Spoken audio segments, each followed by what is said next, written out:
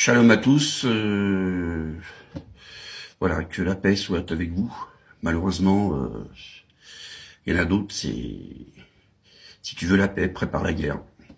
Alors, il va falloir s'y attendre, hein, puisque c'est pour cette année. Je sais que c'est dur à entendre. Ça fait 80 ans qu'il n'y a pas eu de guerre sur le sol européen, de guerre intense. Hein, c'était la Seconde Guerre mondiale. Et donc, voilà, nous y sommes prêts. Hein, maintenant, c'est au jour le jour. Voilà, je vous annonce une guerre sur le sol européen. Pour cette année, il n'y aura pas de géo, bien entendu, puisque je sais de très bonnes sources que les Russes préparent une attaque sur l'Europe de l'Ouest. Et on fera pas le poids, ni nous ni l'OTAN, bien entendu, puisque nous avons des armées et on pourra en dire encore 10 journées entières là-dessus.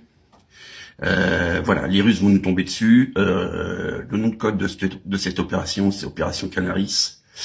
Et donc, pour savoir à quel moment aura lieu l'attaque, il y a un truc tout simple, c'est le rappel de l'ambassadeur de Russie à Paris pour Moscou. Voilà.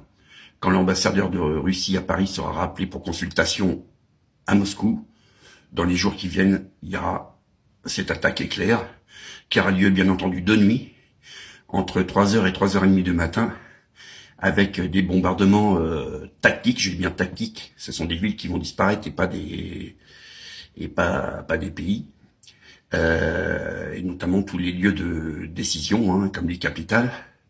Donc bombardement nucléaire tactique, ce qui est dans la doctrine d'ailleurs de l'armée russe, hein, bien entendu.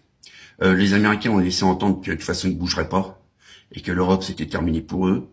Il faut bien en faire une évidence. Sachez que pour la Première Guerre mondiale, les Américains sont arrivés en 1917. Pourquoi? Parce que les Américains avaient prêté de la monnaie, et prêté de l'argent et avaient donc réarmé les armées françaises et anglaises par l'effort de guerre.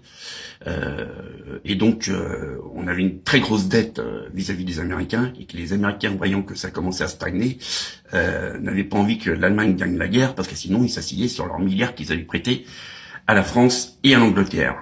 D'où pourquoi ils sont intervenus en 1917.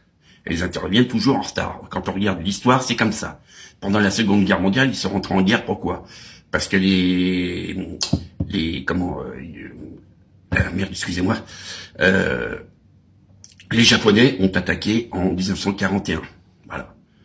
Et donc les Américains se sont intéressés à l'Europe en 42, pas avant. Voilà, et donc il y a eu le débarquement en 44.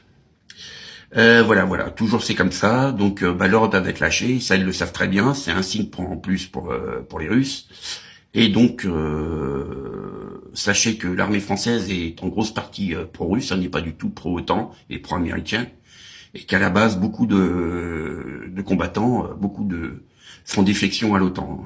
Donc, c'est même pas la peine.